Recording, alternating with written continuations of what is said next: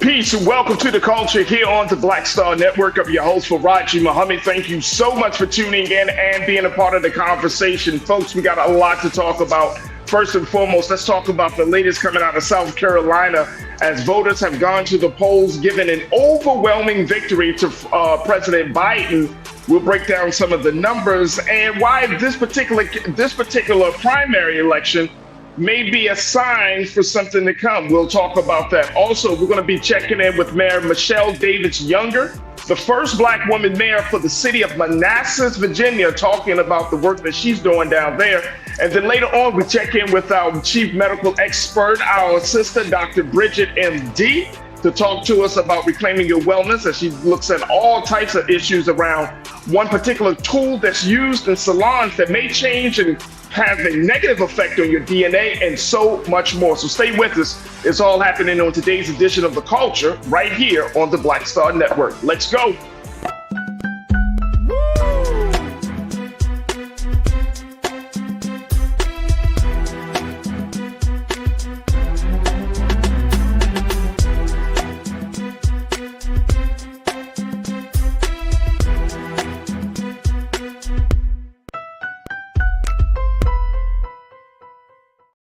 All right, folks, welcome to the culture here on the Black Star Network. I'm your host, Farajii Muhammad. Thank you so much for tuning in and being a part of the conversation. And happy Monday, another start to a great week that we are embarked upon as we are celebrating, of course, Black History Month. This is the 5th day of the month. And so I hope your Black History celebrations have been both fruitful and informed and very informed of knowledge and history.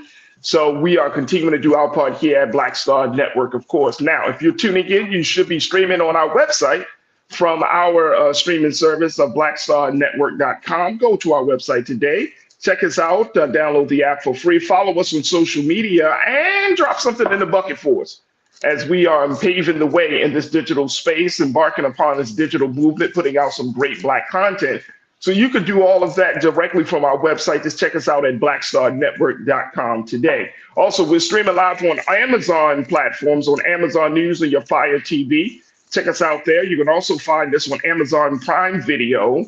And you can check us out, find us on the Prime Video app under Live TV, The News, or find us on Amazon.com under Prime Video, then Live TV, The News. We're also on the Freevee network on now under News. You can see us there. And you can also check us out on Plex TV, streaming live 24 hours a day, 7 days a week. Just search for Black Star Network or find us under Live TV, The News, and Opinion. And of course, we are streaming on social media platforms, so you can definitely check us out on Roland Martin's Facebook page and Roland Martin's YouTube channel. And also, when you're on there, just jump in, be a part of the conversation, be a part of the online culture crew that is gathering on all of these platforms. Big shout out to the crew on the X platform, on the Facebook platform, that's right, and on our YouTube channel as folks are tuning in. And we got a lot of folks that are tuning in. I see my Pastor Damon Blissett, my sister Tiana checking in. Smooth Approach. Good afternoon, crew. Good afternoon, Smooth Approach. Good to connect with you once again, bro. DJ D Smooth, I see you in the building. Thank you so much. Brian Christian, good to connect with you once again, my guy. Monkey Confessions, I see you. The ABX Girl, I see you. Cindy D, I see you. Boza Blix, I see you. Anastasia Paget, I see you. Who's this? Nigel Kennan. Najee, thank you so much for checking in. Lori Parks, as always, thank you so much. And folks, again, we wanted to hear from you. Jump into the chat and be a part of the conversation as we have these discussions. Now, let's first talk a little bit about President Biden, as he has just won overwhelmingly, garnering 95% of the votes in South Carolina. We knew that this was going to happen, right? I mean, South Carolina was a big state about 4 years ago to get the president into office. And so it's no surprise that it's the same state that's going to deliver him to keep him in office 4 years later. But let me just, let's talk a little bit about not just the fact that he won by an overwhelming majority against his Democratic rivals, Mr. Dean Phillips and Ms. Marianne Williamson, but it still opens the door for the conversation around voter turnout. And this is where we are at this point. Voter turnout. It's not necessarily if he's going to be the nominee. Folks, we know that he's going to be the nominee. The thing is now, how many voters were going to turn out for President Biden? How many voters are going to do their to deliver the Democrats, whether it's to the White House, to the Senate, to the to the Republic, not the House of Representatives, excuse me, and how many folks are going to really put the Democrats in those essential places and spaces to kind of get things moving further along here in the country. So that's the big thing. It's not necessarily about, oh, President Biden is not going to be the nominee. He is the nominee. He will be the nominee. But will it be an overwhelming, will it be a major, where we see a lot of folks coming out? Let me do this. Let's take a quick pause. When we come forward, I want to share with you very quickly just a little bit of the data, some of the numbers coming in from South Carolina based upon this primary election this past Saturday. And I want to get your take on this, crew. You know, are you concerned about voter turnout? Because even though the president won overwhelmingly, low voter turnout is a big part of the conversation, even coming out of South Carolina. And I want to get your take on that. So make sure y'all stick around, join us in the conversation, post your comments in the chat. And of course, stay tuned. It's The Culture right here on the Black Star Network.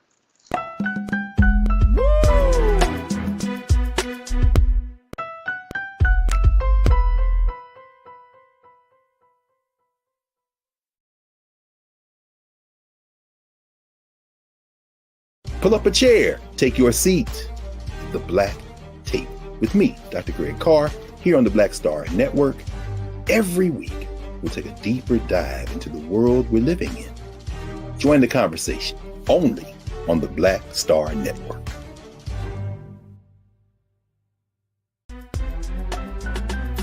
I'm Farajii Muhammad, live from LA. And this is The Culture. The Culture is a two-way conversation. You and me. We talk about the stories, politics, the good, the bad, and the downright ugly. So join our community every day at 3 p.m. Eastern and let your voice be heard. Hey, we're all in this together. So let's talk about it and see what kind of trouble we can get into. It's The Culture. Weekdays at 3, only on the Black Star Network. When you talk about blackness and what happens in black culture, we're about covering these things that matter to us, speaking to our issues and concerns. This is a genuine people-powered movement. There's a lot of stuff that we're not getting. You get it, and you spread the word. We wish to plead our own cause. Too long have others spoken for us. We cannot tell our own story if we can't pay for it. This is about covering us. Invest in black-owned media. Your dollars matter.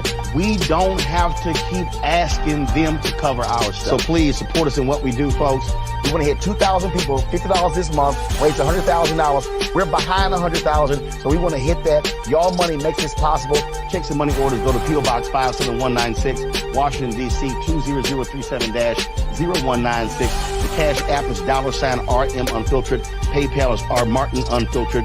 Venmo is RM Unfiltered. Zelle is Roland at RolandSMartin.com.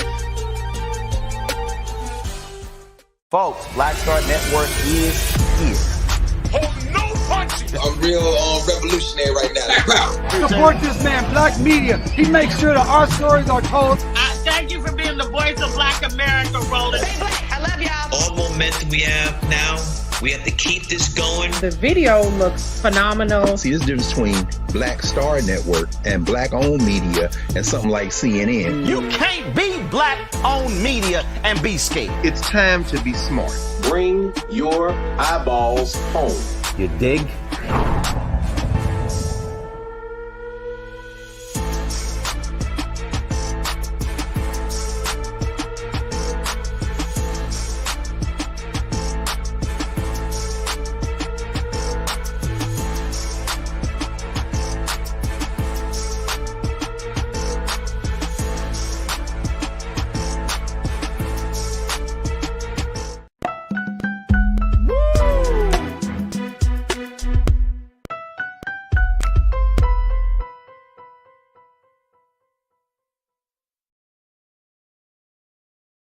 All right, folks, welcome back to The Culture here on the Black Star Network. I'm your host, Farajii Muhammad. Thank y'all so much for tuning in. All right, let's talk about South Carolina, folks. A lot of people we're expecting some things to happen in South Carolina, as this has been the change based upon the Democratic primary schedule. This was changed last year, y'all remember, when the Democrats said, the Democratic Party said, look, let's put South Carolina front first, get some momentum behind our guy, the president, and let's start it off on a strong note. Well, he did. The president certainly came out, and voters came out and gave the president a 95% victory over his opponents, Dean Phillips and Marianne Williamson. So the president kind of knew, and I think a lot of us knew that that was going to be the case. How much of a margin was that going to be? We didn't get into the details. There was some people speculating, but at the end of the day, we knew that a victory for President Biden would happen, especially after what we saw 4 years ago. Now, that's not the question. The question becomes around voter turnout. How many voters actually came out to the polls? Well, let me share with you the latest that, based upon the numbers coming out of the state of South Carolina. Take a look at this, folks, as we talk about voter turnout. Around 131,000, I want to say this again, y'all. Around 131,000 South Carolinians voted in this particular primary, this 2024 Democratic primary, making up just around 4% of registered voters statewide. The showing marks the lowest turnout in the last few presidential primaries for Democrats, though those contests were notably more competitive. Now, turnout for this year's Democratic primary fell well below previous contests. In 2020, 540,000 people, around 16% of voters, participated in the Democratic primary, while in 2016, 373,063 voters, more than 12%, did the same. Now, in 2012, former President Barack Obama ran unopposed in the primary, but in 2008, 532,151 voters turned out, accounting for around 23% of registered voters, according to the South Carolina Election Commission. So we're looking at a huge drop, folks, in South Carolina, 131,000 people. And I want to get your take on this, crew, and let me know, what do you think this is a sign of? Is this something that the president, his administration, the Democratic Party should be really, really concerned about? Or should we say, okay, this is one contest, let's take a look at, see how the rest of the contests go, and that we should not be concerned right now? I want to get your take on this as we have this conversation. Join us in the chat. We are on YouTube, so you can join us on Roland Martin's YouTube channel page, and I would love to hear what you have to say around this, about this issue. Cindy D, you said, and welcome, Cindy. It's good to connect with you once again, sis. You said, I know I got the black vote, and I want to continue to primary.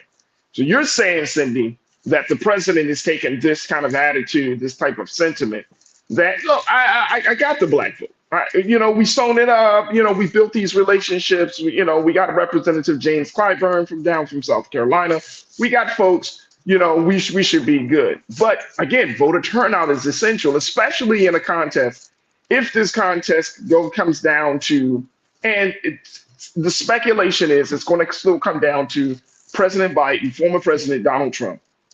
And if those two are at another head-to-head matchup, that every single vote will count, more so for President Biden than for Trump, because every vote that doesn't vote for Biden, some were speculating that it is essentially a vote for Trump, which I don't know. You still have particular candidates like, third-party candidates and not even third-party candidates. You still have a candidate like a Robert F. Kennedy. You still have candidates like Dr. Cornel West and all of those other folks. So there is a real concern that President Biden needs to get every single vote, right? And from this process, every single vote. TC Cook, welcome to the chat. Good to connect with you. You say less people are choosing to vote in South Carolina. Now, that it looks like that's the case, TC Cook. My question is, why? Is this election not exciting for people? Is this election becoming, what is going on with voters. And I think that is going to be the big question facing Black voters and Black voter organizers. Like we know our people with Black Vote Matters, they are doing the work of organizing folks on the grassroots, direct action type of approach. So they're on the ground to do it. But the question becomes, why aren't people motivated, especially when the stakes are so high in this particular election? I want to raise that question again, folks. Why aren't people motivated, especially when the stakes are so high? You don't like my music? Good to connect with you once again, bro. You said, I think all the high-profile Democrats agreed not to oppose Biden. It's very true. I can see that. Seven to Dean Phillips. Tiana, you checked in. Good to connect with you. You said, yes, people needs to be wary. Democrats need to be wary. Less voters. This is how political scientists look at the formula. If you have less voters at the poll, especially between two major candidates, it sets up a potential close call, too close to call type of margin between that Democrat and that Republican candidate. So yeah, people need to be worried. Najee, Kenna, you said 4%. Yeah, man, 4%. 4%. And as I just shared with you, that number has gone down over the years. 4% of eligible voters in the state of South Carolina came out to vote in the primary. 4%. That is something to be worried about. Monkey Confessors checking in. Good to connect with you, bro. You said they want specific policy, not fear voting tactics. I think that's a good point. I think that is quite a good point. They want policies. Now, President Biden has not been short on trying to do his part to trying to reverse some things, right? We know that. We talked about that. Everything from the Affordable Care Act, everything from the infrastructure bill, everything from dealing with student loans, everything from investment into HBCUs and all of these things, right? So there are policies, and folks, I would highly, highly recommend that if you really want to, if you are a big policy wonky, that's the term most people kind of use. If you are all into policy and you just say, well, what is the president doing? Because I hear a lot of people always saying this. What is the president doing for Black people? Just go to whitehouse.gov. That's all I'm gonna tell y'all, folks. This is directly from the White House, where you can go to see where the president stands on various issues in terms of his priorities and record. Lisa, let's do one quick thing. If we could pull up whitehouse.gov for folks that may not be familiar with the site, I want to give them the site because I don't want y'all to say Farajii don't inform y'all in that on the culture. We don't give you resources to go to. Look, we're not telling you to go to some third-party resource. We're telling you go directly to the source. Go to whitehouse.gov, folks. Read on your own what the policies are. There's President Biden right there. If you look on this, the president, even on the side, if you can look on that right side, you see a proclamation of National Black History Month 2024. I mean, there's so much information on the White House website that you can honestly just go there yourself and read. So please, as much as we have these conversations, a lot of these conversations that we have on this show and on other shows, you can go to whitehouse.gov and you can see it for yourself. Don't jump into the chat and be like, well, what has the president done? Go and read it yourself, y'all. That would be my thing. In 2024, let's not get lazy. Let's not get lazy. Go and read it yourself and see directly what this president has done. And again, this is not a third-party source. This is directly from the White House. Policies, particular initiatives, particular executive orders, with the statements that the president has made about the number of things. Whitehouse.gov has all of that information. My man, big brother Willie Frazier, you said last election cycle we had real choices. Harris, Mayor Pete, Warren. Who's really running against Biden? Yeah. And I remember having this conversation. Y'all remember this, and I was asking this like late last year. Like, well, who was running against Biden? And the consensus, I talked to my sister Suzette speaks about it. The consensus was you're not going to have anybody running against Biden because the Biden is going to be that nominee. So we may not see it. We may not see it. But In this particular case, he's going to be the nominee, most likely, because he's the one who's in the seat already. This is how this thing goes. He's already in a seat. You don't want to put up too many people because then people won't show up for the incumbent. So you want to keep those choices very, very, very limited. So, Big Brother Willie, that's what's happening, what we're seeing right now. Nicole Smith, you said everyone will come out for Biden for the general election. Well, we know one thing about politics, Nicole, you never know. It's always a lot. There's a huge uncertainty factor that's attached to politics, especially when it gets to the polls. So we don't know for sure who is going to come out. I would say that this is a great opportunity, and I think we talked about this last week, for Black voters to continue to push, for us to advocate, okay, Mr. President, you're on the path to being renominated. We need to talk about what we plan, what are your plans for the next 4 years for Black America? This is, I think, a great, great time for us to have those conversations. Frankie, you said Farajii, half-truths hurt us. Absolutely. Half-truths hurt us. Alternative facts hurt us. Not understanding the process hurts us, Frankie. So I agree wholeheartedly. And that's why I'm telling people, when y'all are talking about this information, even in the chat and when y'all just in general, right? Just tell people, look, no more conjecture. Let's just start from the facts. And that's what I say, whitehouse.gov, go to the website, take a look at all of those things. And then guess what? You will have some of those questions answered. So anybody that's coming in the chat, crew, and then so well, what is Biden doing for me? There's so much, there's too much to cover to have that type of conversation, and we want to go tit for tat. Go to the website, see for yourself. If you don't agree, it's one thing, but you have to read these things for yourself. But it is important that we at least understand this. The only thing that you can't read on the website is the motivations of people, the motivations of voters in these contests. And we're going to have to see. Is it because the folks don't connect with the president, the folks that have issues with this president about his age, or is it policy, or is it just the fact that we're back in a place where we're looking at the same two candidates again? There are a lot of different reasons, and the Democratic Party has a lot of work to try to get to the reasons and try to assure voters that this go around is going to, not be more of the same, but this go around is going to be a major shift in how this country moves forward. So there's a lot that us for ground to cover and still a lot to talk about on this issue. So we will see, but we got to get South Carolina. That's the first primary. You got other primaries coming behind. I say this very quickly, that if we start to see a pattern of low voter turnout, then we got to have some different conversation. This first South Carolina turnout, it's concerning, but I'm waiting to see if there's a next primary we find to see that there's a low voter turnout, and then by a third primary there's low voter turnout.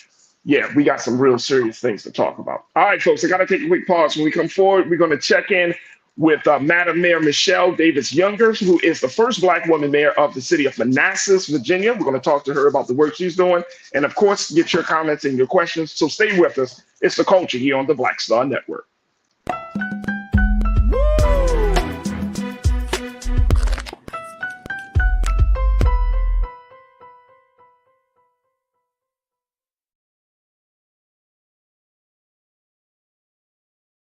Pull up a chair, take your seat. The Black Tape with me, Dr. Greg Carr, here on the Black Star Network. Every week, we'll take a deeper dive into the world we're living in. Join the conversation only on the Black Star Network.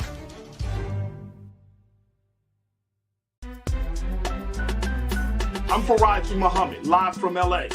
And this is The Culture. The Culture is a two-way conversation. You and me. We talk about the stories, politics, the good, the bad, and the downright ugly. So join our community every day at 3 p.m. Eastern and let your voice be heard. Hey, we're all in this together. So let's talk about it and see what kind of trouble we can get into. It's The Culture. Weekdays at 3, only on the Black Star Network.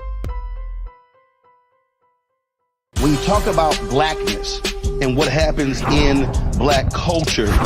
We're about covering these things that matter to us, speaking to our issues and concerns. This is a genuine people-powered movement. There's a lot of stuff that we're not getting. You get it, and you spread the word. We wish to plead our own cause. Too long have others spoken for us. We cannot tell our own story if we can't pay for it. This is about covering us. Invest in black-owned media. Your dollars matter. We don't have to keep asking them to cover our stuff. So please support us in what we do, folks. We want to hit 2,000 people, $50 this month, raise $100,000. We're behind 100,000, so we want to hit that. Your money makes this possible. Check some money orders. Go to P.O. Box 57196, Washington, D.C. 20037-0196. The Cash App is $RM Unfiltered. PayPal is R Martin Unfiltered. Venmo is RM Unfiltered. Zelle is Roland at RolandSMartin.com. Folks, Black Star Network is here. I'm real revolutionary right now. Support this man, Black Media. He makes sure that our stories are told. Thank you for being the voice of Black America, Roland. Stay black. I love y'all. All momentum we have now, we have to keep this going. The video looks phenomenal. See, this difference between Black Star Network and black-owned media and something like CNN. You can't be black-owned media and be scared. It's time to be smart. Bring your eyeballs home. You dig?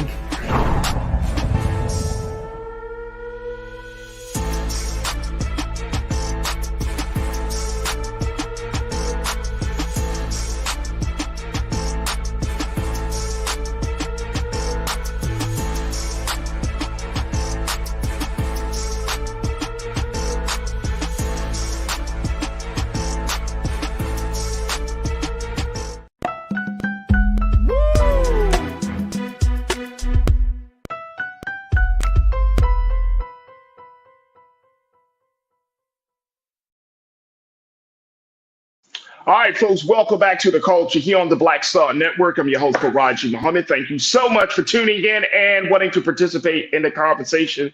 As we continue the discussion about politics, I want to welcome our first special guest for today. She is the first Black woman to serve as mayor of the city of Manassas, Virginia, and I'm very, very excited to have her on. So now we want to check in with Mayor Michelle Davis Younger, joining us here on the Black Star Network. Madam Mayor, how are you this afternoon? How are you? I am well. Can you hear me okay? Yes, ma'am. Yes, Great. ma'am, we can. Okay. First, let me stop you right there because you didn't give it all to me.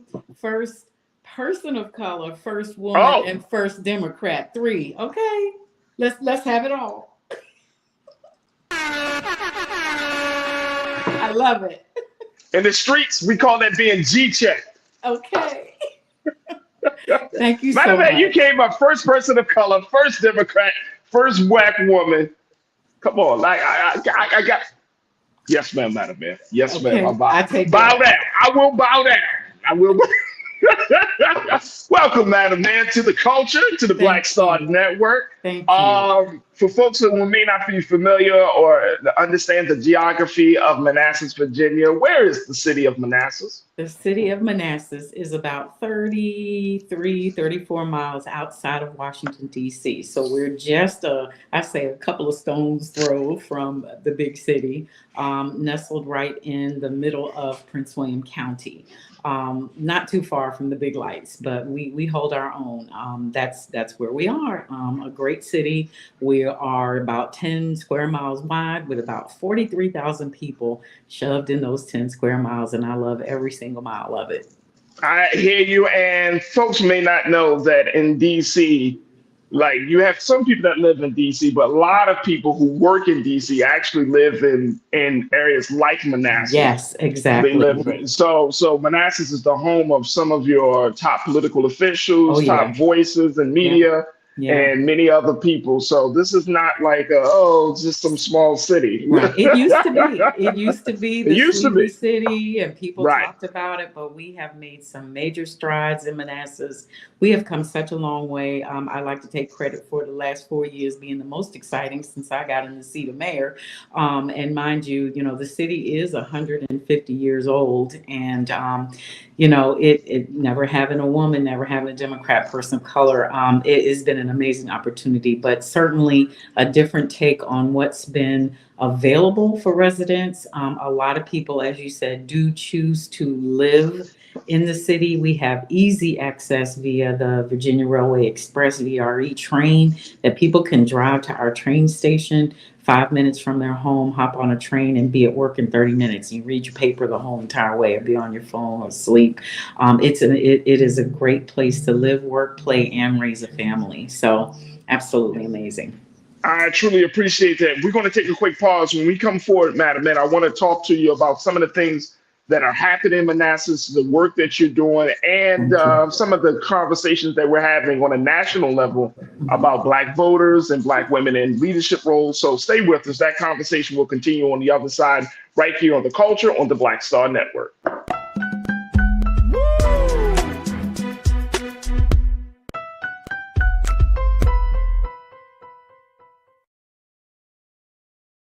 Hatred on the streets, a horrific scene, a white nationalist rally that descended into deadly violence.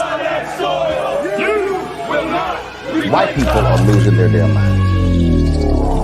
As an angry pro-Trump mob storms the U.S. Capitol, we've seen shootings. We're about to see the rise of what I call white minority resistance. We have seen white folks in this country who simply cannot tolerate Black folks voting. I think what we're seeing is the inevitable result of violent denial. This is part of American history. Every time that people of color have made progress, whether real or symbolic, there has been what Carol Anderson at Emory University calls white rage as a backlash. This is the rise of the Proud Boys and the Boogaloo Boys. America, there's going to be more of this. Here's all the Proud Boys, guys. This country is getting increasingly racist in its behaviors and its attitudes because of the fear of white people. The fear that they're taking our jobs, they're taking our resources, they're taking our women. This is white fear.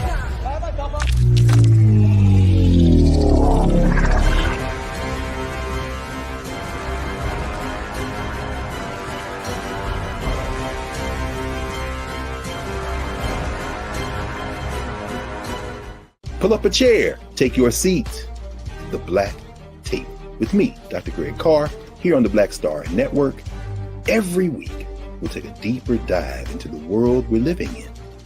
Join the conversation only on the Black Star Network. When you talk about blackness and what happens in Black culture, we're about covering these things that matter to us, speaking to our issues and concerns. This is a genuine people-powered movement. There's a lot of stuff that we're not getting. You get it, and you spread the word. We wish to plead our own cause. Too long have others spoken for us. We cannot tell our own story if we can't pay for it. This is about covering us. Invest in Black-owned media. Your dollars matter. We don't have to keep asking them to cover our stuff. So please support us in what we do, folks. We want to hit 2,000 people, $50 this month, raise $100,000. We're behind 100,000, so we want to hit that. Y'all money makes this possible. Check some money orders. Go to P.O. Box 57196, Washington, D.C. 20037-0196. The Cash App is $RM Unfiltered. PayPal is R Martin Unfiltered. Venmo is RM Unfiltered. Zelle is Roland at RolandSMartin.com. Hi, I'm Dr. Jackie Hood Martin, and I have a question for you. Ever feel as if your life is teetering and the weight and pressure of the world is consistently on your shoulders? Well, let me tell you, living a balanced life isn't easy. Join me each Tuesday on Black Star Network for A Balanced Life with Dr. Jackie. We'll laugh together, cry together, pull ourselves together, and cheer each other on. So join me for new shows each Tuesday on Black Star Network, A Balanced Life with Dr. Jackie.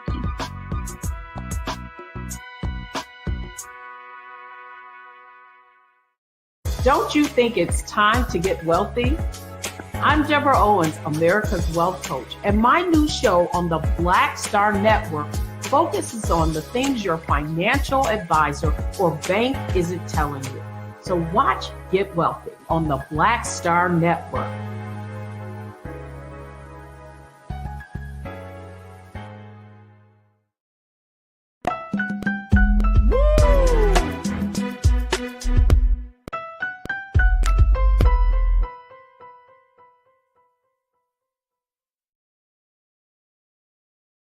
All right, folks, welcome back to the culture here on the Black Star Network. I'm your host, Farajii Muhammad, joined by a very special guest as we're politicking with Madam Mayor Michelle Davis Younger, who is the first Black woman mayor of the city of Manassas, Virginia. She's also the first Democratic mayor of the city of Manassas and the first person of color.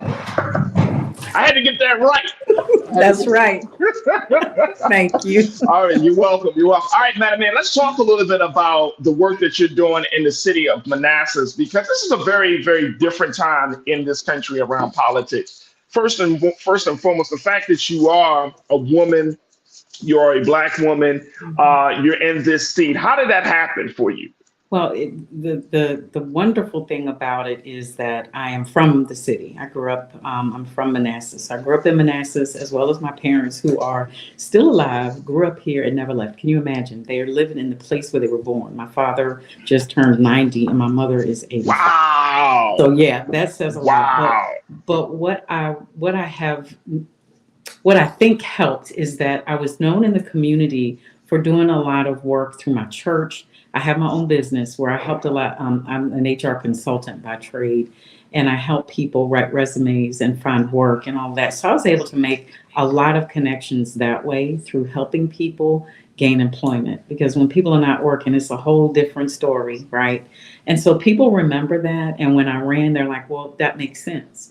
That's somebody that cares about the people. That's someone that we believe will help and give back to the community. So it found me because people were watching me and the work that I've done. And that's what I try to instill in my mentoring program that I started.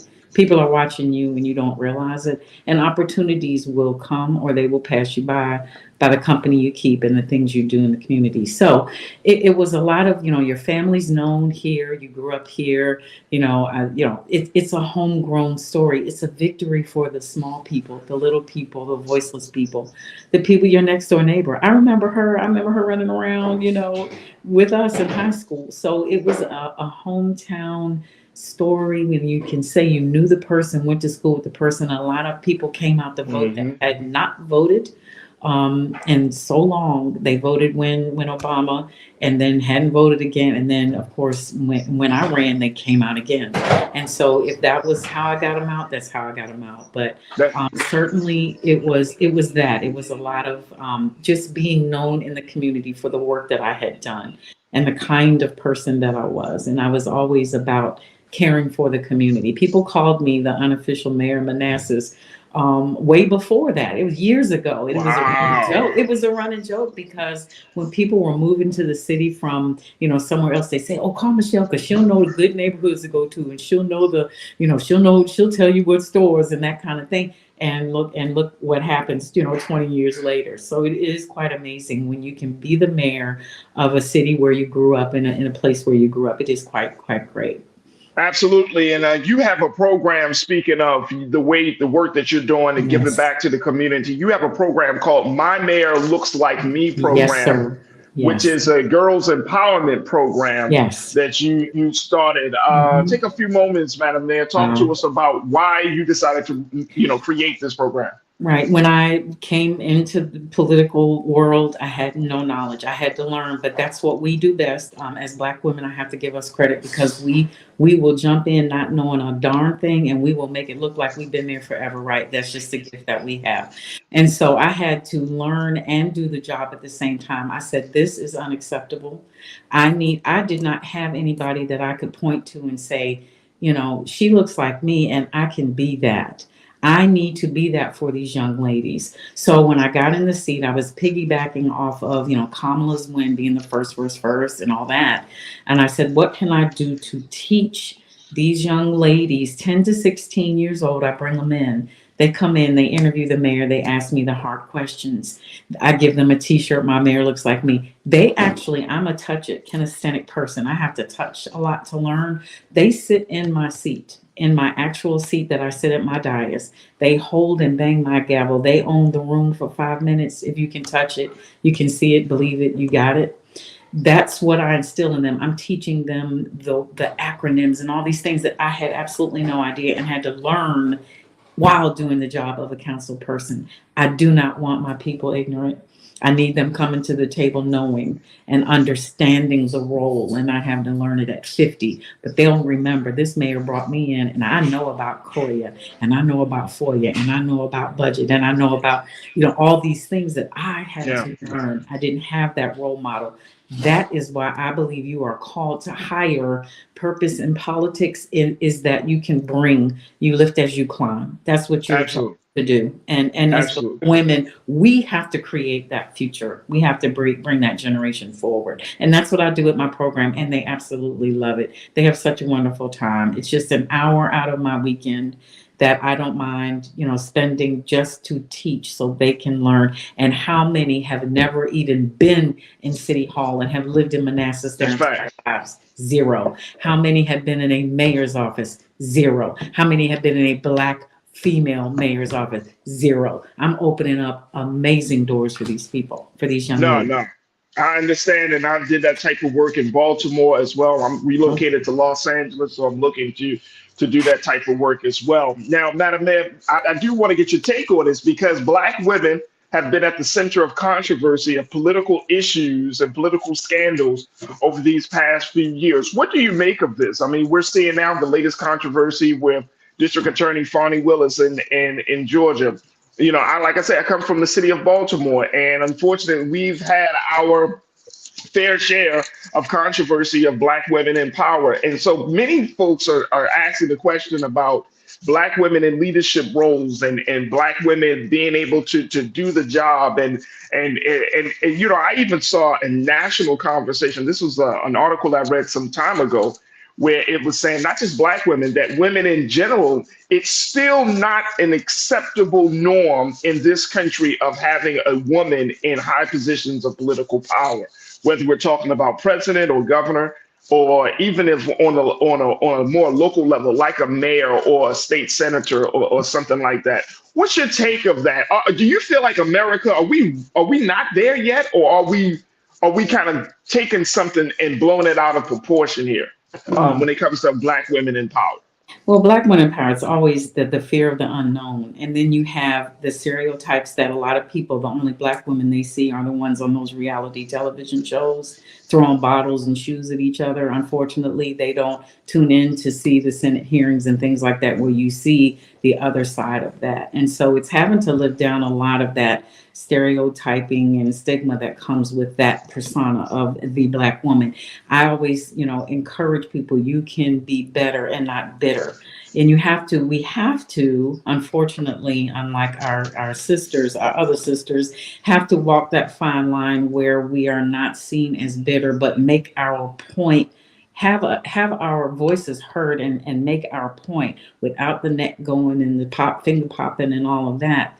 But you have to be articulate, and you have to make sure that your sentences are hitting and going where you need them to go. Speaking and putting yourselves in the right groups of people, that's when people notice you. And so a lot of it is being blown out of proportion as another way of, as they say, keeping your foot on your neck. Some people are using that to hold down female Black women in power, and others just simply don't know. And that's my belief, that they just need to see more of the positive mayors like myself and others who are doing mentoring programs, who are offering free GED programs, and so you can lift yourself up. Those are the examples that we have to consistently put out there and talk about all of the good things that we are doing, not only in our race, but just in general, and for females. It's just that constant message of positivity, and what are you doing with your life? Who are you surrounding yourself with? And that's just so important to me. I really take that seriously. And unfortunately, we as Black women, we have to, when we come in the room, we look around to see who else looks like me in the room. I will be so glad when we can stop saying the first, because it will be the norm. Eventually, we will get there. But we have to keep showing up. And as I said, when we first started speaking, it is the lifting as you climb. I'm not going to forget about my 15, 16-year-old who might be struggling right now. We just need to take a little bit of time and have a conversation and help people along and not judge them. And that's what I've been able to do in this city, is change the whole attitude of how we accept one another. And everybody doesn't look like us, but we can treat everyone with dignity and respect.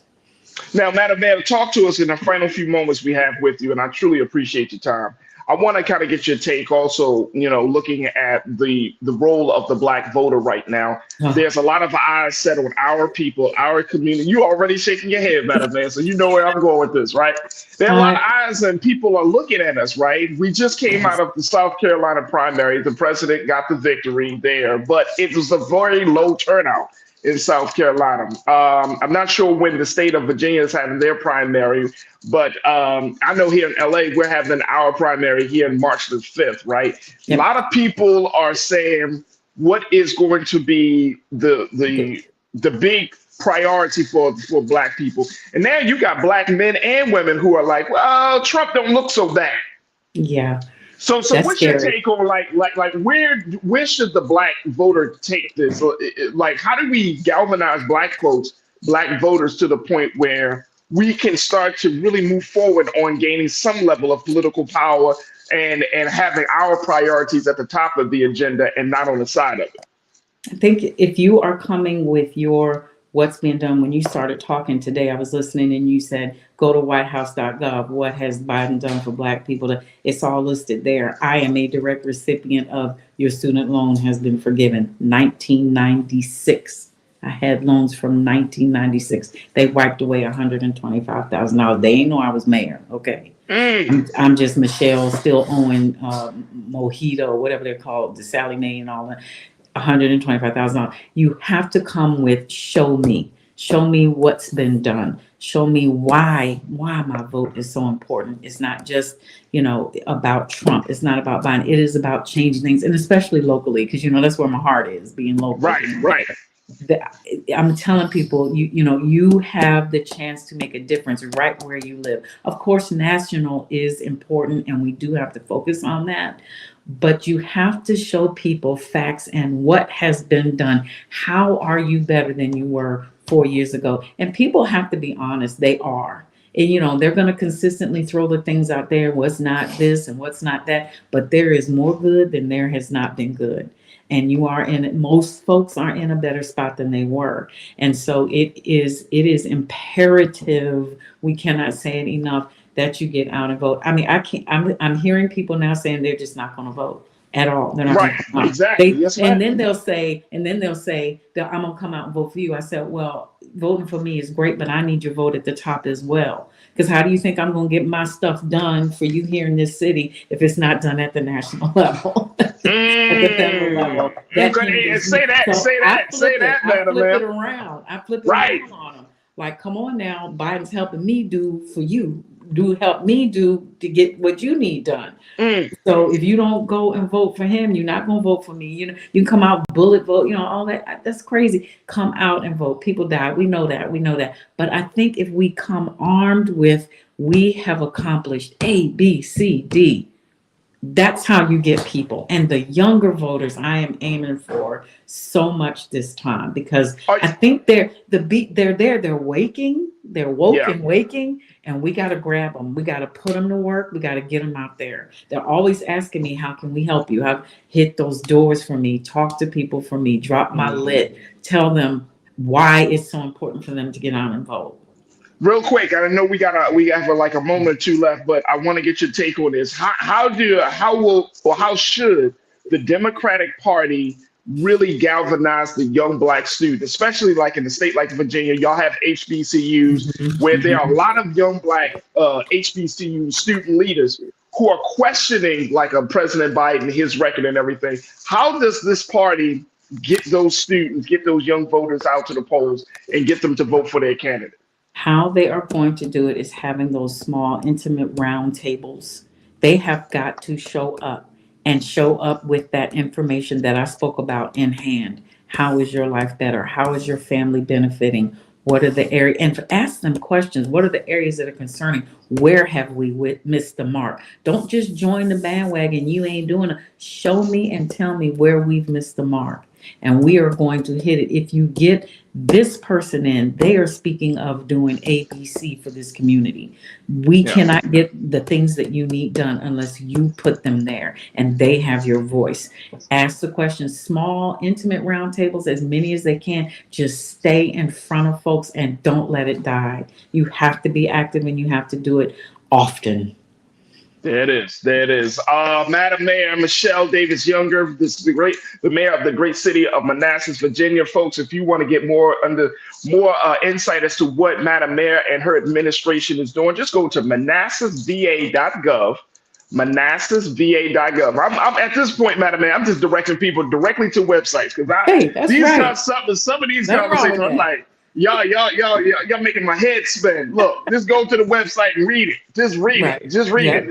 But the mayor is a woman who is from the great city of Manassas. She is an advocate of Manassas, and you can read about the work that her and her administration is doing for the city of Manassas. Again, manassasva.gov. Madam Mayor, we thank you so much for your time today and giving us your insight, and we look forward to reconnecting with you once again later on this year. Thank you. I'm up for re-election in November. Presidential rules. I need people out. I'm telling you, I need them out. So I'll be talking to you after I get re-elected. I hear that. Madam Mayor, thank you so much for your time. Truly appreciate it. All right. Yes, have a good day. Thank you. You too. Bye-bye. All right, folks, we got to take a quick pause. When we come forward, let's switch gears, talk about health and wellness with Dr. Bridget, MD. Stay with us. Reclaim Your Wellness with Dr. Bridget is up next here on The Culture on the Black Star Network.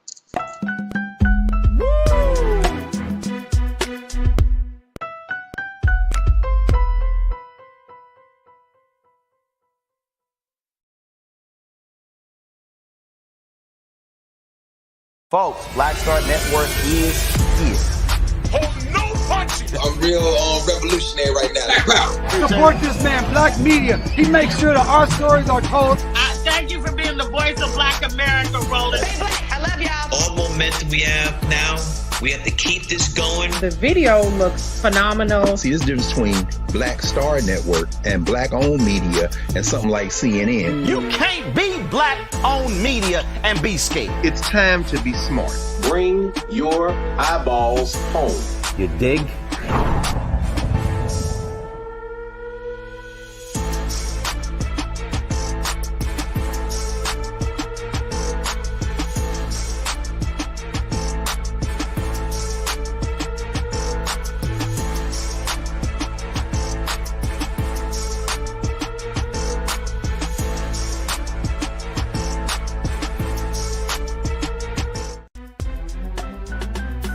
I'm Farajii Muhammad, live from LA.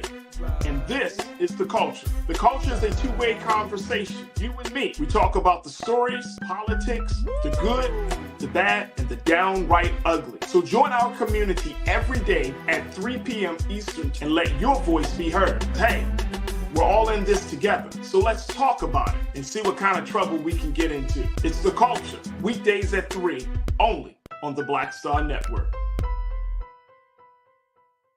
When you talk about blackness and what happens in Black culture, we're about covering these things that matter to us, speaking to our issues and concerns. This is a genuine people-powered movement. There's a lot of stuff that we're not getting. You get it, and you spread the word. We wish to plead our own cause. Too long have others spoken for us. We cannot tell our own story if we can't pay for it. This is about covering us. Invest in Black-owned media. Your dollars matter. We don't have to keep asking them to cover our stuff. So please support us in what we do, folks. We want to hit 2,000 people, $50 this month, raise $100,000. We're behind 100,000, so we want to hit that. Y'all money makes this possible. Check some money orders. Go to P.O. Box 57196, Washington, D.C. 20037-0196. The Cash App is $RM Unfiltered. PayPal is R Martin Unfiltered. Venmo is RM Unfiltered. Zelle is Roland at RolandSMartin.com.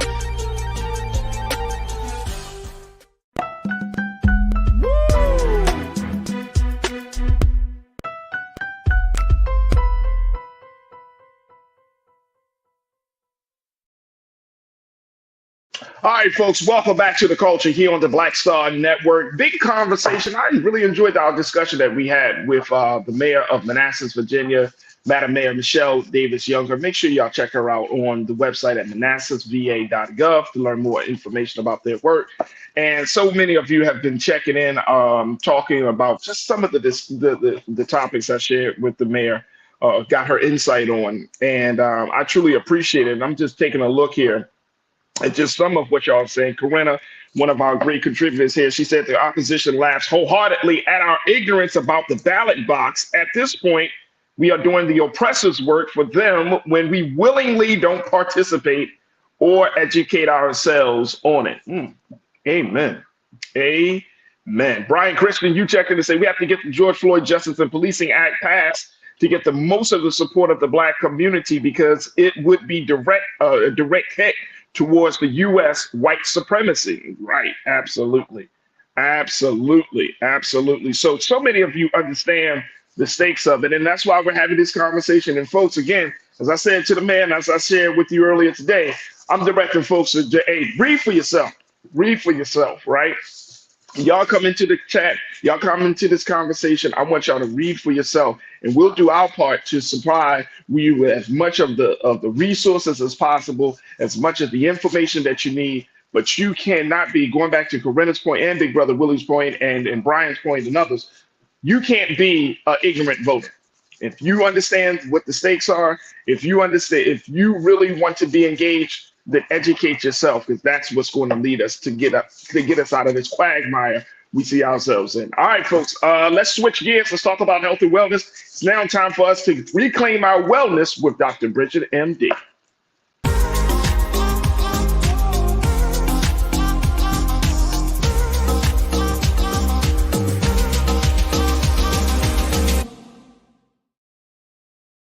Dr. Bridget, MD. Hello. So can I just comment on? No. You said quagmire, right? Like you the vocabulary. You're just that. What? I wasn't prepared for that word. I was like, wait. What did he say? I wasn't ready for that. I was like, wait, was that a bad thing or something? I missed that. No, I just missed that. Okay. School, I think. I don't know. Yeah. Look, people agree with me. They were all like, how do you spell? Quagmire. Look, and he's spelling it. Okay, well, I gotta up my game today. You know what I'm saying? You gotta educate and elevate and all at the same time. That's what you do. Hey, come on, Doc. You do this every day. Every week you come on here when you drop jewels. I'm really like when the shot changes, I'm like, what is she talking about? Dr. Bridget, MD. Folks, make sure y'all follow Dr. Bridget on all social media. As y'all know, she comes here every Monday, breaking it down, talking about some of the big health and wellness conversations and topics. And also, of course, she is doing an ongoing series around healthy relationships, where she's talking to us about better ways for us to relate to one another and our intimate and family relationships. It's a wonderful, wonderful series. She's already been bringing some great voices there onto the culture. And, I hope that you continue the series like for the rest of the year, because we really, really do need to have some different conversations about those relationships. So, Doc, thank you so much. Let's talk a little bit about, first and foremost, something that you brought to my attention, Doc, which is this tool that's used in nail salons. Talk to us about it that could potentially affect your DNA. So, this story came out a while ago, and I kind of sat on it because number one, I wanted to learn a little bit more. I wanted to kind of have some conversations, and I also wanted to see how much did it affect Black and brown people, right? And over the last, honestly, couple months that I was looking at this, I found some information that was significant. And so what we're talking about is that women love their gel nails. They're easy, they last a long time. You don't have to walk out with wet nails and wait for them to dry, mess them up on the way home. They're very, very convenient. The issue is that when you do gel nails, so it's a type of nail polish that you're putting on either your nails or on acrylics or however you choose to do it, it has to cure.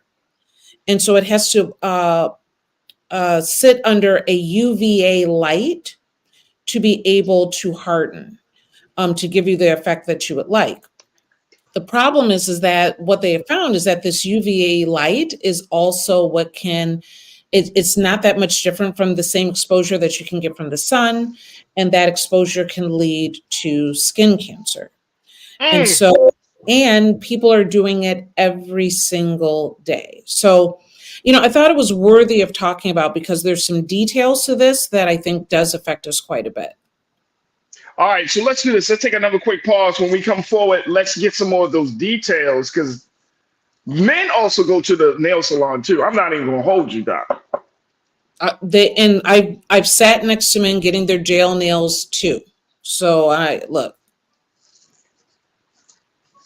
we're all open to it. We're all open to it. Folks, stay with us. The conversation around reclaiming your wellness, talking about this nail salon tool, and so much more is coming back to you on the other side. Stay with us. It's The Culture here on the Black Star Network.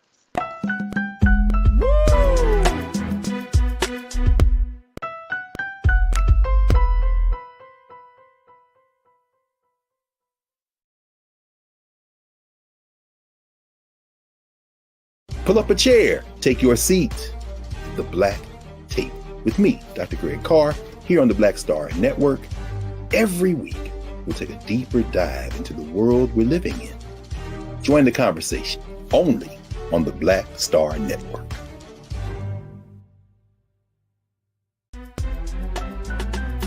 I'm Farajii Muhammad, live from LA. And this is The Culture. The Culture is a two-way conversation. You and me. We talk about the stories, politics, the good, the bad, and the downright ugly. So join our community every day at 3 p.m. Eastern and let your voice be heard. Hey, we're all in this together. So let's talk about it and see what kind of trouble we can get into. It's The Culture, weekdays at 3, only on the Black Star Network. When you talk about blackness and what happens in black culture, we're about covering these things that matter to us, speaking to our issues and concerns. This is a genuine people-powered movement. There's a lot of stuff that we're not getting. You get it, and you spread the word. We wish to plead our own cause. Too long have others spoken for us. We cannot tell our own story if we can't pay for it. This is about covering us. Invest in black-owned media. Your dollars matter. We don't have to keep asking them to cover our stuff. So please support us in what we do, folks. We want to hit 2,000 people, $50 this month, raise $100,000. We're behind $100,000, so we want to hit that. Y'all money makes this possible. Check some money orders. Go to P.O. Box 57196, Washington, D.C. 20037-0196. The Cash App is $RM Unfiltered. PayPal is R Martin Unfiltered. Venmo is RM Unfiltered. Zelle is Roland at RolandSMartin.com. Folks, Black Star Network is here. I'm real revolutionary right now. Support this man, Black Media. He makes sure that our stories are told. Thank you for being the voice of Black America, Roland. I love y'all. All momentum we have now, we have to keep this going. The video looks phenomenal. See, this difference between Black Star Network and black-owned media and something like CNN. You can't be black-owned media and be scared. It's time to be smart. Bring your eyeballs home. You dig?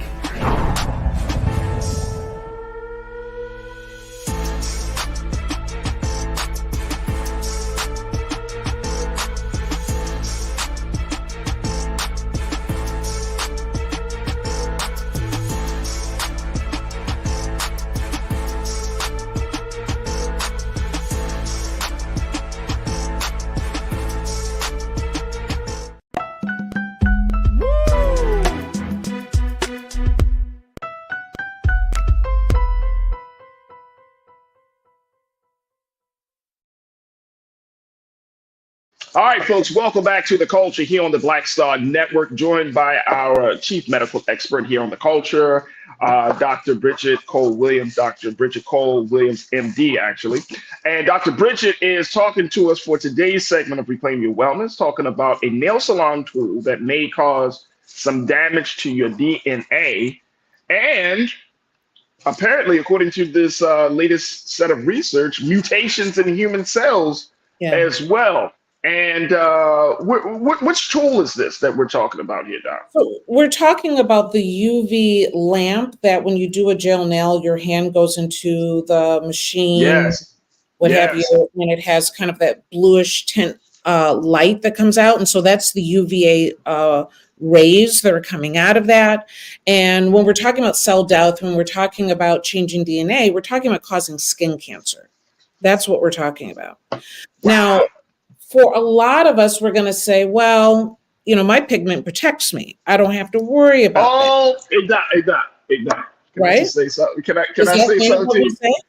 And I was literally during the break. I was like, I'm gonna ask Doc this question because I know how black folks think.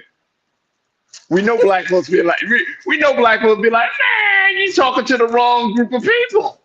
Black people Well, don't and get let me, skin cancer. I held off on this because when I first read it, I was like, that's not for us. We don't need to worry about that, right? But it kept coming up.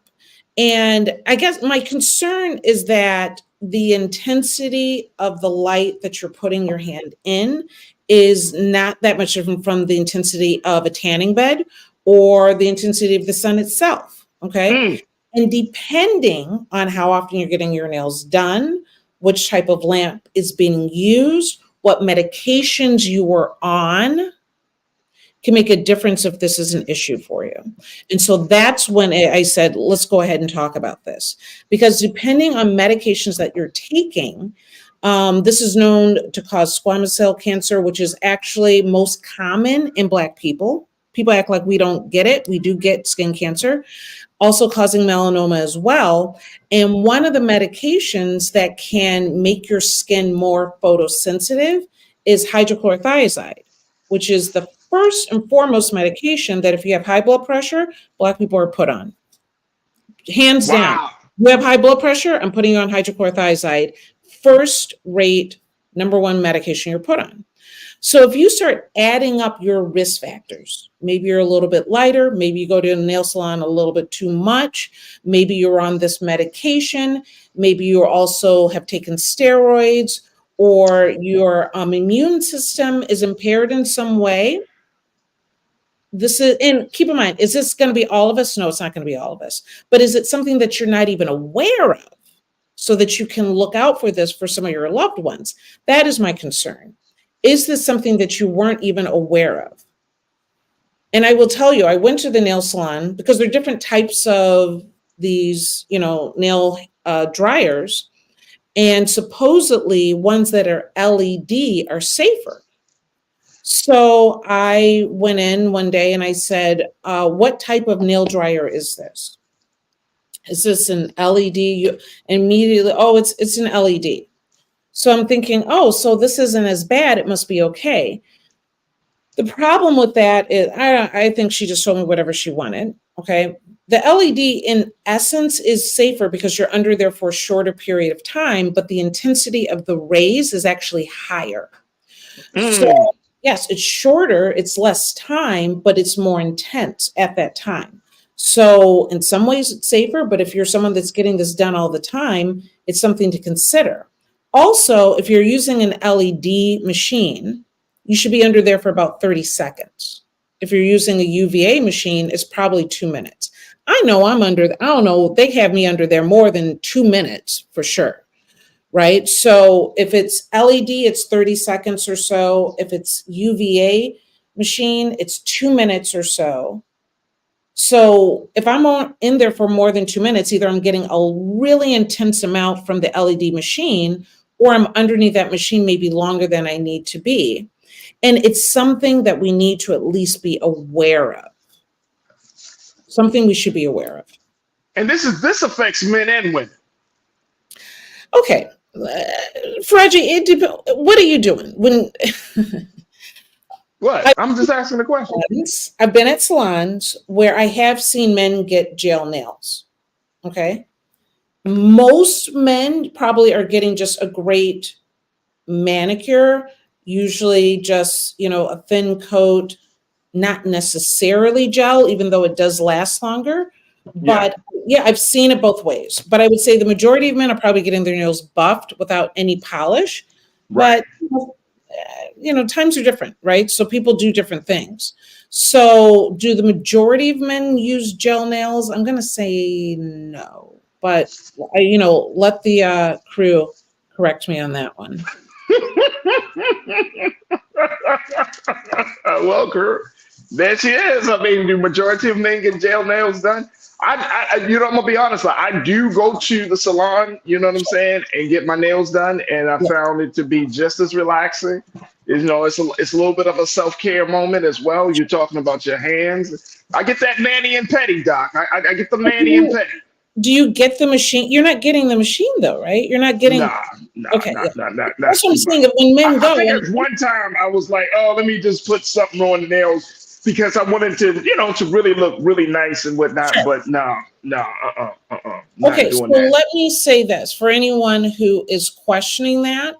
I highly recommend men go to the nail salon. I highly recommend they take care of them nails and particularly those toes. This isn't just women, okay? Yeah. Women don't want to see those gnarly toes either. Are we about to do a healthy relationship segment? Women don't want to see them gnarly toes. I hope y'all are here. We do not want to see that. You do not. No, I agree. You don't get a pass just because you're a man. I don't believe in that. Look, and so I'm glad to actually hear you say that. But I have to say, it's rare that I've seen. It does last a lot longer. That is why women do it. It lasts a lot longer. It's quick. It's easy. But we need to be mindful of what we're actually getting. Right. Pastor Damon Blissett, you said stop it. I'm serious, David. What do you want me to say? I have gone to the nail salon. Not mostly for my toes, though. I'm gonna be honest with you. Like I agree with you wholeheartedly, Doc. I mean, I remember there was y'all remember years ago it was the big talk, like you had to be a certain type of man. They used, what was that terminology that they used, Doc? Oh, metro. Metro. Yeah. And people were like, oh, you're a metrosexual kind of a man. And I was like, not really. I'm just, I think that good hygiene and certain things like that need to be emphasized because there's this ongoing narrative around boys and men that we're dirty, we're nasty, we're smelly. And it's like, that's not something I mean, if you're 9 years old, that's one thing. But if you're 39 years old, you don't want to carry that narrative into your adulthood and talk about, yeah, I'm a man, so therefore I can't clean my nails or I can't get my toes done. Yeah, that's ridiculous. Like, and the fact that we put that into culture, there should be a nail technician in every barbershop. Let me just say that. Okay. We need to change how we look at that. Skincare. And skincare. Look, and this is going back to what we're talking about, dermatologists, because a lot of Black men, we are exposed to elements, especially if you are a brother who works in construction, you're exposed to elements to your face. If you work in certain fields where you're exposed to either outside elements or chemicals or something like that, like skincare is so important. And so when I read this piece, this research, I'm like, damn, man, like it's important for us to really have these conversations. And more importantly, I think, Doc, what are some of the things that men can do as well as women in terms of some of the products that are on the shelves right now to start taking better care of their skin? Because sisters get a glow up. Everybody talks about drinking water. Everybody talks about getting out and letting your pores open up. Mm-hmm. But what are some of the internal things that we can do in our homes and our bathrooms that can keep our skin looking fresh and glowing? Well, I think at the end of the day, skin is skin, right? So I would always start with, the whole acne thing. I think the only time men are really allowed to care about their skin is if they have acne, and sometimes they're not even allowed to have that conversation. So starting with, are your pores clogging up? Are you getting the blackheads? Are you getting the pimples? Like what's going on with that? I'm not don't blame me, but taking some products out of, your partner's collection isn't necessarily a bad idea. Share the wealth a little bit, right? Because many times you don't know what to get, right? And you have someone that typically is paying a little bit more attention to that. Also be open to the conversation, because a lot of times men are like, I don't want to hear that. I'm a man, I don't have to care. But no, you should care about that because it's your largest organ of your entire body. Yeah. It should be healthy. It should be well taken care of. I didn't say you needed to wear, blush and mascara. I just said that your skin should be healthy, your pores should be clean. Your skin should feel good. Okay. And that is not just something for women, that's for men as well. Absolutely. Yeah, absolutely. Ed Hughes checked in. I know we got to take a quick pause. He said, keep you some shea butter on deck. Yes. Assuming that, I always laugh at that because that is like our go-to. If it's not shea butter, it used to be cocoa butter, but I feel like people don't say cocoa butter anymore. But no. Hey, Doc, let's go way back. Keep you some Vaseline. And it works. Vaseline. Y'all know about Vaseline. That joint have you shining like a new car on Sunday. I'm telling you. Yeah. But the fact of the matter is, if you have oily skin, those are probably 3 items that you're probably trying to avoid to a certain extent, right? Yeah. Coming from my background, I think CBD is amazing for skin. It decreases the sebum in your skin. It helps balance the tone and color of your skin and helps with healing of it. So I'm always a huge fan of CBD products for skin. That is what's up. That is what's up. We got to take a quick pause, but Doc, I do want to kind of get some resolution to that piece around, what women can do to avoid using that tool if by all costs. So I want to get your take around that. Also, let's talk a little bit about self-care and why it's so important as a hip hop artist and entrepreneur. Common talks about the importance of self-care in his new book. So we're going to discuss that a little bit more with Dr. Bridget as well. So stay with us, folks. We got a lot to cover as we continue the conversation about reclaiming your wellness here on The Culture on the Black Star Network.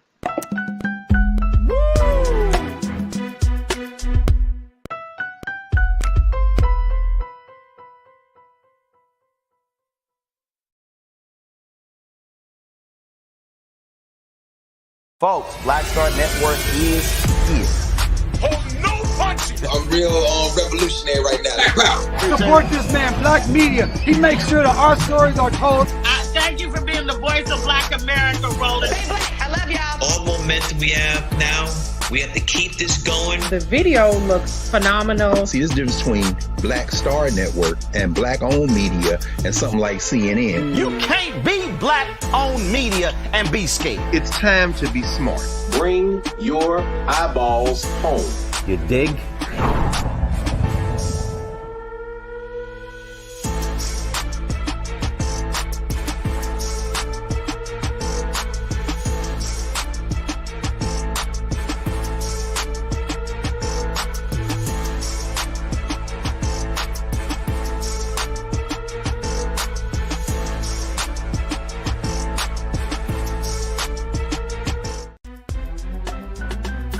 I'm Farajii Muhammad, live from LA.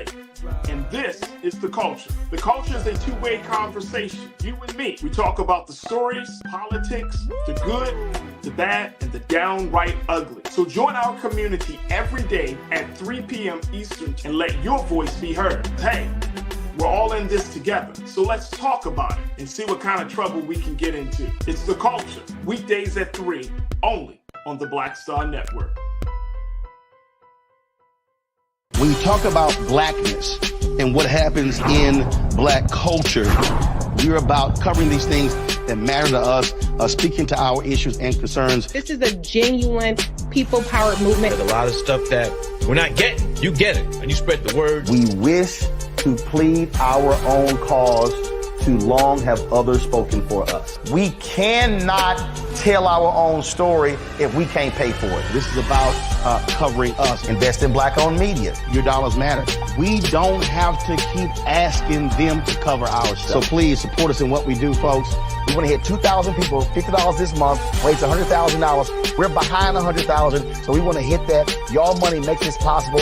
Checks and money orders go to P.O. Box 57196, Washington, D.C. 20037-0196. The Cash App is $RM Unfiltered. PayPal is R Martin Unfiltered.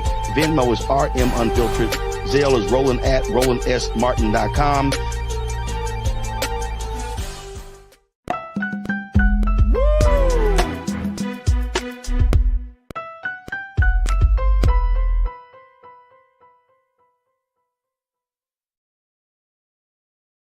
All right, folks, welcome back to the culture here on the Black Star Network. Checking in with Dr. Bridget, MD, for this week's Reclaim Your Wellness. As we're talking about how a common nail salon tool may cause DNA damage and some sort of mutations in human cells. And Dr. Bridget has been giving us some insight into this latest study of the UV lights that are used to dry nails and the impact that they have on Black folks. And for those folks who truly believe that Black folks can't be affected by any type of skin condition, trust and believe, y'all are wrong, because we are affected by these things. And a lot of this stuff, and I want to kind of get your take on this because I've heard this before, Doc, that our skin situation, that over the years, because of what we've been exposed to, like the physical elements, along with some of the mental health issues and, the mental health challenges and the diet, can all affect your skin. Is that true or false? 100%. And like, if this story doesn't move you in any way, at the bare minimum, just having that UV exposure on your hands will age your hands, will make them look more wrinkled, make them possibly get kind of spotty. And it's called photo aging, right? And I will tell you that with my Black patients over the years, and they do, like, particularly women and men, come in looking beautiful, skin incredible, looking magnificent. I don't know how old you are, but I look at your hands, I can nail it without a problem. Because when we're people that have worked with our hands, we might use lotion, but we don't necessarily use any skin protection necessarily from the sun or what have you, because we haven't really needed it, right? And so I can look at someone's hands and be like, oh, she might look 40 something, but those hands are definitely 67. Like, you can see the difference, right? Wow. So even if you feel like, oh, I'm not worried about skin cancer, I don't care, the UV rays definitely does age your hands. And because basically it's like putting your hand in a tanning bed. And so, of course, we talk about the leather heathers and, Caucasian skin that just is destroyed by these tanning beds. It's a little bit of that tanning bed anytime that we get our nails done. So we have to just be aware of it. Maybe that doesn't move you, but for some it will. So in keeping that in mind, and like I said, gel nails are definitely the easiest thing to do. There are powder, nails now. There are other ways of getting your nails done that can be quick and easy. I talk about the LED light, which, because it's shorter exposure, it's a little bit better, but it is a little bit more intense. So we have to keep that in mind. You have to ask, do they have the LED light? Maybe we can also say, how long do you actually have to be underneath there? I feel like they keep me underneath that light much longer than I probably need to be underneath there. So do you have to clock yourself? Would you recommend doing that? There's a little timer, and then it goes for, I want to say, about a minute, and then it turns off and they have you go back in. But you're kind of doing that back and forth as they put on each layer of polish. And by the time I'm done, I don't know if I need it all. Sometimes they do, and I feel like they have me in there sometimes longer than needed. I mean, I'm sure the crew probably has some experiences with that as well, but I feel like I'm under there more than, it's dry, it's cured, we're good, right? And so, it's another thing to think about. Now, if you still want your gel manicure, keep in mind that you can definitely, some people will actually apply gloves and cut the fingers out if they're very concerned. Some people will put like an antioxidant or vitamin C cream before they go in there, or even, I feel like they should be doing that, right? And just putting that on ahead of time. Keep in mind that most of the time they don't want you using anything on your hands in between that time. But if you're very concerned, if you're on hydrochlorothiazide, if your immune suppressed, if you have incredibly fair skin, or if you have vitiligo or have albino type skin, then you definitely need to be concerned about that, because you have zero protection at all. And so those are all things that we need to take into consideration when we're, adding this level of self-care. I find it interesting because you said that it's this relaxing experience. I don't find getting my nails done. Look, I'm trying to get in and get out. Like, maybe that's just me, but I don't find it to be a relaxing. It depends on the salon you're going to, Doc. I mean, because some salons, they have champagne waiting for you. Some salons, they got nice comfort. What, did I say something wrong? Wait. See, that's that California living over there. I'm here in Ohio. Where should I be going? They be like, they give you a Coke and a smile in Ohio. They're like, you want something to drink? Look, none of that is happening in Ohio, and I'm cheap. And I suspect that if they're offering champagne, I am too cheap. No, that's the high end. That's the high end. I'm just saying. All right, look. Here's the question I do have, though, because I know that this never fails. I've been around enough women to know that this happens. A lot of sisters come out of the salon, and automatically they look at the nails, be like, she didn't even do that thing right. It must be, and look, I paid for nails, so I understand y'all. For the men in the chat that have paid for nails for the woman in your life, your sister, your aunt, your mom, whoever the case, whoever the woman is in your life like that, you pay for her nails. You know that when she comes out the salon, within the first 5 minutes of that, of her coming out the salon, you pick her up. Hey, how did everything go? It was cool. It was great. I'm gonna have to go back in. She ain't do it right like the last time. They keep switching up on me. And why is Dr. Bridget looking like that? Because Dr. Bridget is guilty. Dr. Bridget is guilty. Because they didn't do it right. So here's my question, Doc. How often should, considering this potential risk factor, how often should a woman get her nails done? Some women get it, I think, every couple of weeks. Some women get it every 4 weeks. I'm not a woman. So how often would you recommend that a woman gets her nails done to reduce exposure to these UV rays? That's all I'm gonna say about that.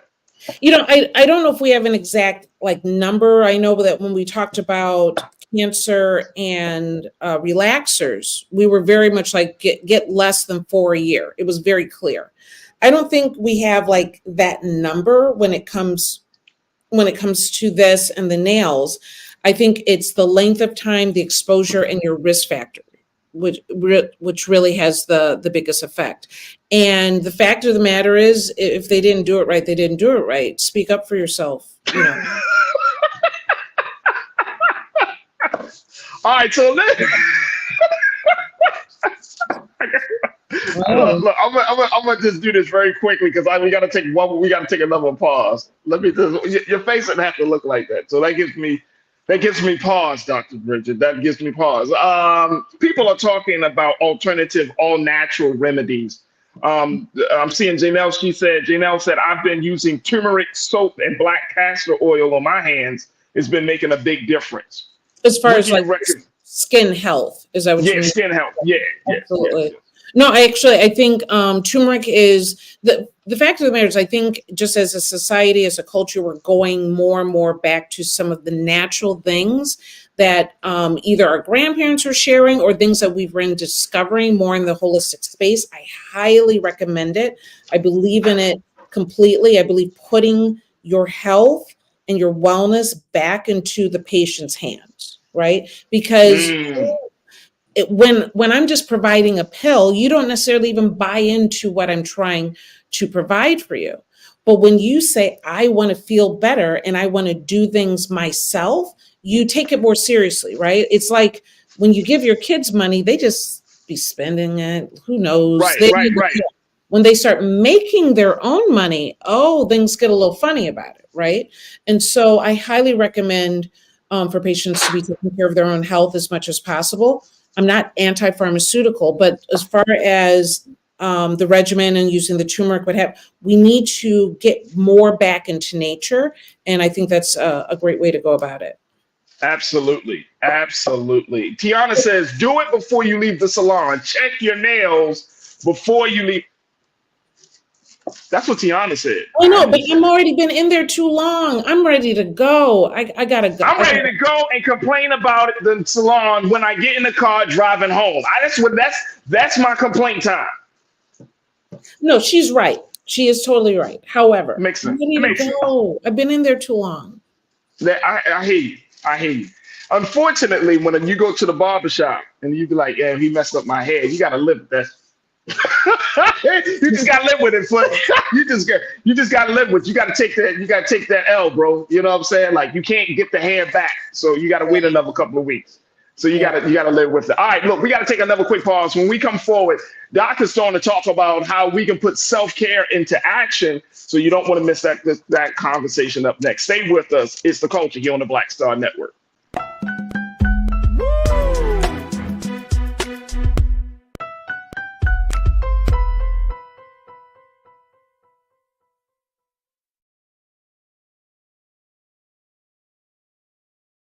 Pull up a chair, take your seat. The Black Tape with me, Dr. Greg Carr, here on the Black Star Network. Every week, we'll take a deeper dive into the world we're living in. Join the conversation only on the Black Star Network.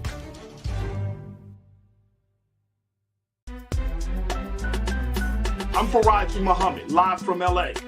And this is The Culture. The Culture is a two-way conversation. You and me. We talk about the stories, politics, the good, the bad, and the downright ugly. So join our community every day at 3 p.m. Eastern and let your voice be heard. Hey, we're all in this together. So let's talk about it and see what kind of trouble we can get into. It's The Culture, weekdays at 3, only on the Black Star Network.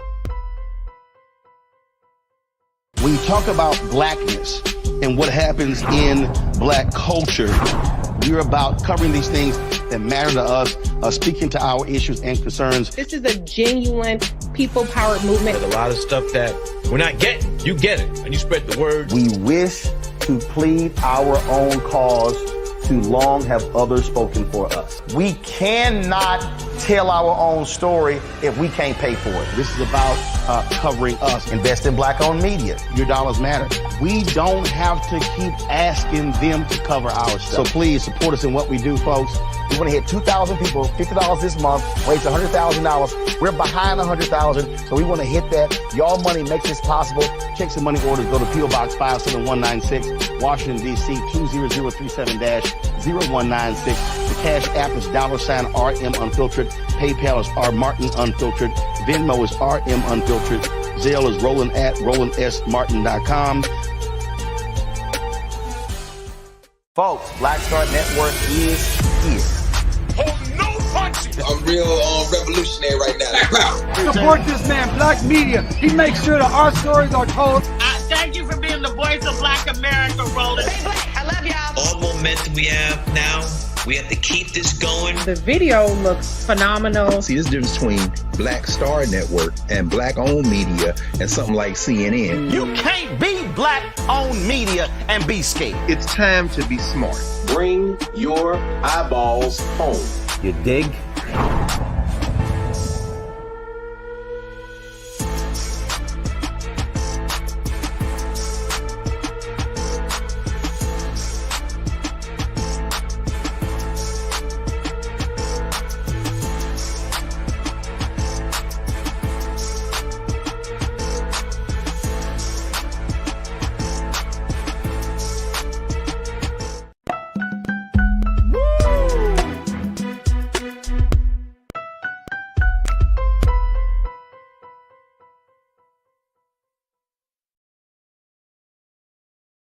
All right, folks, welcome back to The Culture here on the Black Star Network. I'm your host, Farajii Muhammad. Thank you so much for tuning in and being a part of the conversation as we have been checking in with our sister, Dr. Bridget, MD, for this week's Reclaim Your Wellness. And folks, continue to show your support for us online at our website at blackstarnetwork.com. All right, Doc, let's talk a little bit about, as you know, you're talking about skincare. So we got to talk about the larger wellness Yeah. effort of self-care, right? Because, Yeah.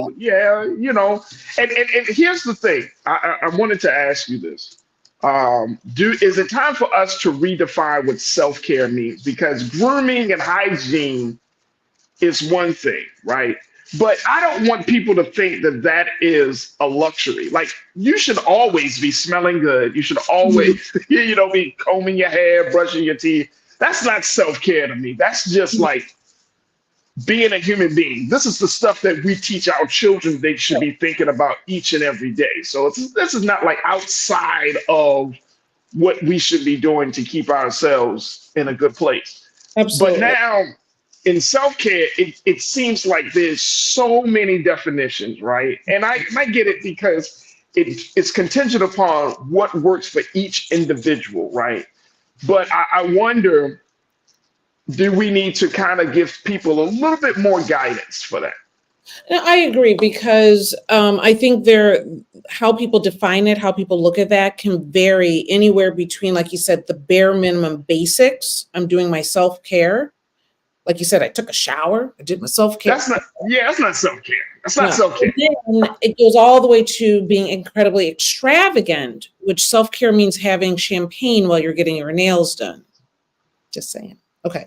That's Right. more extravagant, right? So it doesn't have to be, self-care is not necessarily extravagant. It doesn't have to be expensive. It doesn't have to be something completely out of the norm.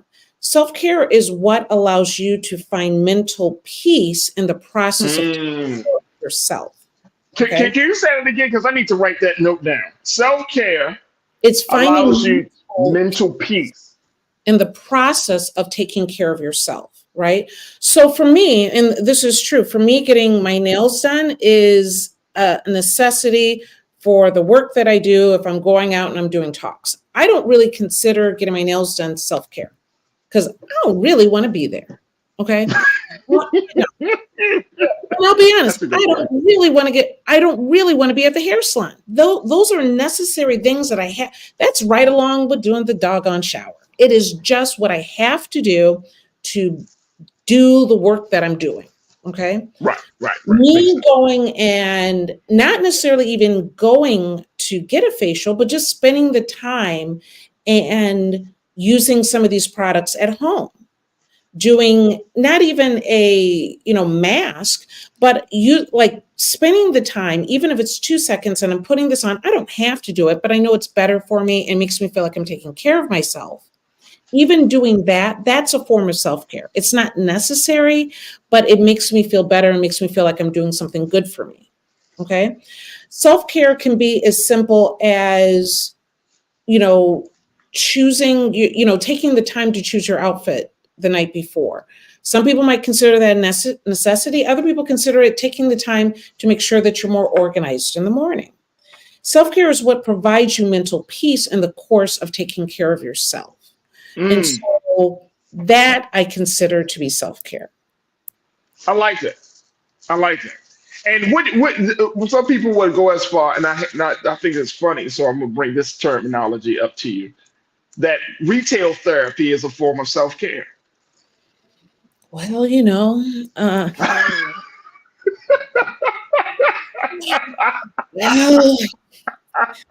on where we're going from. Hey, Doc, taking a stroll through Target with a cup of Starbucks coffee is a form of self-care. What's up? Or is it? Are we kind of like deluding ourselves a little bit? I do consider the Target pit, like the Target trap, right? Yeah, strolling and taking your time, and who knows how that stuff got in your basket. Yeah, that can be a little. Now, for other people, that by no means is considered self-care, but to be able to slow down to that extent and get caught up in the process, yeah, I do consider for me. So at the end of the day, it's not going to be the same for everyone, right? For other people, it has to be some expensive, crazy purchase, or going and getting, going to that sale where they're buying, like getting the best deals ever. That maybe because for them, it provides some sort of peace and makes them feel like they're taking care of themselves. And giving a little bit more back to themselves at the end of the day. So I think it just depends on who you are, whether you consider that to be self-care. The point is that we need to do more of that and to be Yeah. able to spend the time to indulge for ourselves, and indulging doesn't need to be expensive by any means. And it doesn't need to be expensive. Janelle, you checked in and said a shower can be self-care if you You can. use aromatherapy shower steamers. You gotta get it however you can. Yes. So I agree. aromatherapy.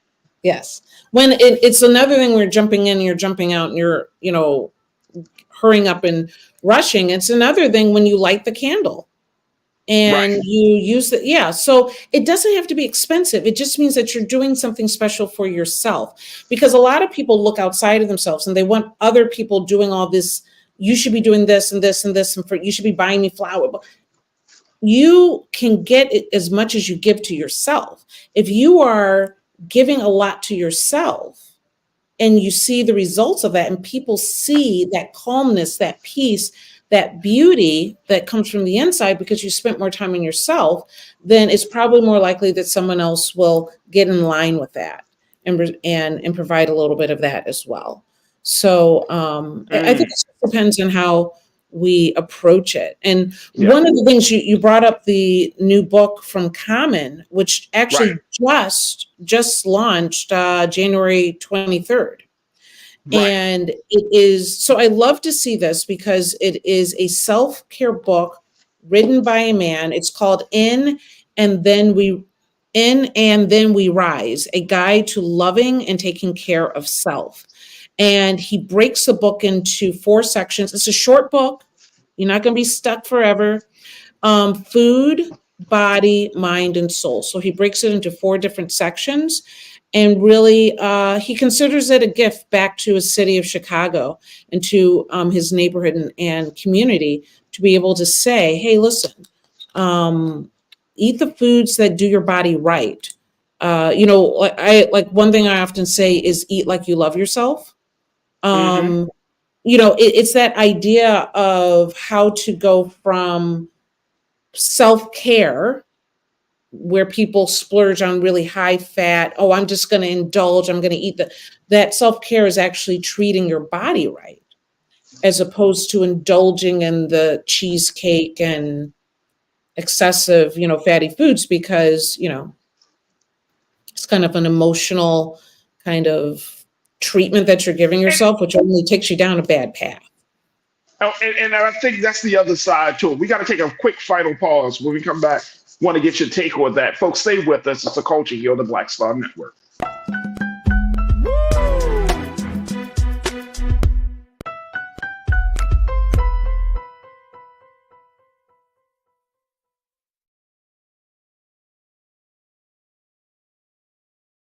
Pull up a chair, take your seat.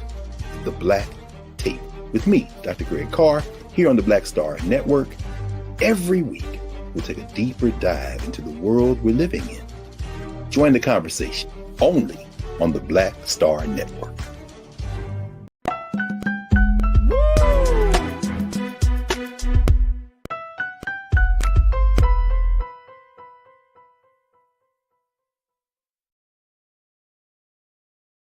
All right, folks, welcome back to the show. Welcome back to the culture here on the Black Star Network. Checking back in with my sister, Dr. Bridget, MD, for this week's Reclaiming Your Wellness, as we talk about putting self-care into action. And Dr. Bridget, you brought up the new book coming from hip-hop artist, Grammy Award-winning artist Common, who put out this book, who is a New York Times bestselling author. And Then We Rise, a guide to loving and taking care of self. And he breaks this thing down, as you said, in 4 sections: food, body, mind, and soul. But he emphasizes something that I think in this book, and we got to have more conversations about this. But one of the things he talks about is having groups of people, or like this system around you, where he talks about the importance of having an integrative medical doctor, a chef, a personal trainer, a therapist, and a pastor. So you have 5 people who need to be in your network. And imagine this crew, 5 people, your past, I'm going to say this again, a doctor who may not know, not just your traditional doctor, but also that can provide you some alternative health practices as well. A chef, a personal trainer, a therapist, and a pastor. Now, for our people, Dr. Bridget, who may not have the resources to get the personal chef or to get the personal trainer, like how do we create a system of support in this self-care journey? Because I think that's important, right? Like if you are on a self-care journey, but then you are living in a household where self-care is not a priority, it's not a value, the way people eat in your household is just completely opposite of what you want to do, right? You're working at a job that is stressful and intense, right? You may not go to a church or a mosque or any type of house of worship to build that relationship. You see where I'm going with this? Like there's a lot of struggle. So how does a person create a system of support as they're going on this self-care journey? You know, I think number one, my first response, it starts with your mindset. Okay.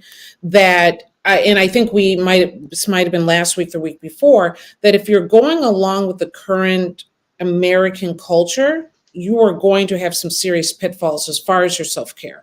Okay. That you have to be countercultural to be able to really be in a more healthy mindset. Okay. And so that might even now, where do you combat these issues? It might be in your house. You know, when I stopped eating meat and really went first pescatarian, and now I'm a little bit of this, a little bit of that. But you know, I don't eat meat on a regular basis at all now. And my household was like they kind of fought against, like, why is it your business? But they fought against it. You know, there was an issue. But you have to understand, you have to do what's right for yourself. Okay. There are so many, like, we're in a day and age which is so much different from, you know, you can Google, there are apps, many of them are free. Some people have their whole life on Instagram and TikTok. You can learn, I didn't say it was all right, but you can learn so much about as far as creating communities and groups and what have you, and ways to eat, and just by being involved in some of these groups or just reading and learning things online. So you don't necessarily need to have the personal chef. You are your own. You don't necessarily the personal trainer. You can do YouTube videos that will knock it out, and that is your new best friend. And then you can build a community either virtually or in person of people that have a like mindset.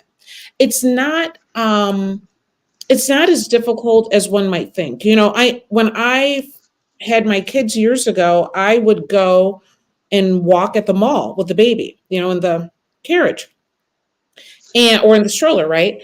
And I was walking along silver sneakers. Look, they didn't care. They were happy to have me. I created this community with these senior citizens that were so happy to see me, you know, every day, that were happy to see the baby. I was walking and I created a community with the senior group of people. You can just get out there and give it a try. Get out. You don't have to spend a lot of money to do it. I love that.